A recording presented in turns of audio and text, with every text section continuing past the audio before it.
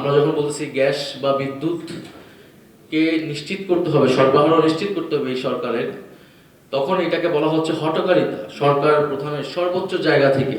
তো রাস্তায় বসে বিক্ষোভ কিন্তু এটা একটা বৈধ গণতান্ত্রিক আন্দোলনের পদ্ধতি। তো আমরা আশা করব যে বাংলাদেশের গণমাধ্যম স্বাধীনভাবে কাজ করবে, মুক্তভাবে কাজ করবে। বাংলাদেশে এখন একটা মুক্ত পরিবেশ আছে, এটা আমি মনে করি এটা আপাতকালীন। এটা কতদিন থাকবে এটা কিন্তু আমরা কেউ জানি না। এবং ধীরে ধীরে আমরা দেখতে পাচ্ছি যে গণতন্ত্র কিন্তু সংকুচিত হয়ে আসছে, কথা বলার জায়গা সংকুচিত হয়ে আসছে। ফলে সেই সংকোচন ঠেকাতে হবে আপনাদের আমাদের সবাইকে মিলেই। সাংবাদিকদের ভূমিকাটা পালন করলেই হয়, সত্য এবং বস্তুনিষ্ঠ সংবাদটা প্রচার করলেই যথেষ্ট হয়। আর রাজনৈতিক দল হিসেবে আমরা আমাদের ভূমিকা পালন করব। আমরা এখন শুনতেছি যে যখন আমরা গণতান্ত্রিকভাবে কোনো প্রোটেস্ট করতেছি, আমরা যখন বলতেছি গ্যাস বা বিদ্যুৎ কে নিশ্চিত করতে হবে, সরবরাহ নিশ্চিত করতে হবে এই সরকারের, তখন এটাকে বলা হচ্ছে হঠকারিতা সরকার প্রধানের সর্বোচ্চ জায়গা থেকে।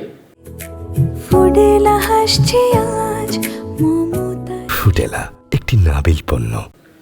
আমরা কিন্তু কোন দিকে যাচ্ছি এটা আপনাদের বোঝা উচিত, আমাদের এখানে যারা আছে, যে আপনি যখন গণতান্ত্রিক আন্দোলন, গণতান্ত্রিকভাবে আমি প্রতিবাদ জানাচ্ছি, সেটাকে বলা হচ্ছে হঠকারিতা, বলা হচ্ছে বাস ভাঙচুর। আমরা আগের মতো চাই না, রাস্তায় বসে বিক্ষোভ আমরা চাই না। তো রাস্তায় বসে বিক্ষোভ কিন্তু এটা একটা বৈধ গণতান্ত্রিক আন্দোলনের পদ্ধতি।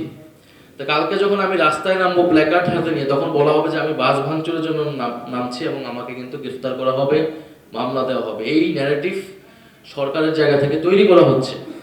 ফলে বিরোধী দল সংসদে কথা বলবে, সংসদের বাইরেও তারা কথা বলবে। এটাই গণতান্ত্রিক একটা রাষ্ট্রের চরিত্র, গণতান্ত্রিক আন্দোলনের চরিত্র। গণতান্ত্রিকভাবে অহিংসভাবে আমি আমার যে কোনো কথা প্রকাশ করতে পারি। ফলে সেই জায়গায় আমার কাছে মনে হচ্ছে যে গণতন্ত্র সংকুচিত হয়ে আসছে। তো সেই জায়গায় সাংবাদিকদের কাছ থেকে, বাংলাদেশের গণমাধ্যমের কাছ থেকে আমরা সেই নিরপেক্ষ ভূমিকা চাই।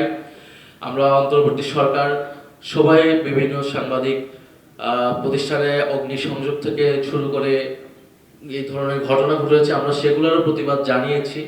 আমরা সাংবাদিক হাউস বা তাদের নীতিমালা ভিন্ন হতে পারে, আদর্শিক ভিন্নতা থাকতে পারে, কিন্তু আমরা কখনোই এই ধরনের সহিংস পদ্ধতিকে আমরা কখনো সমর্থন করি না। একইভাবে আমাদের বিরুদ্ধেও যেসব সকল মিডিয়া, বোঝাই যাচ্ছে এটা খুবই রাজনৈতিক, ব্যবসায়ী স্বার্থ জড়িত, রাজনৈতিক স্বার্থ জড়িত, কিন্তু আমরা এখনো গণতান্ত্রিকভাবে এগুলো প্রোটেস্ট করে যাচ্ছি, কথা বলে যাচ্ছি।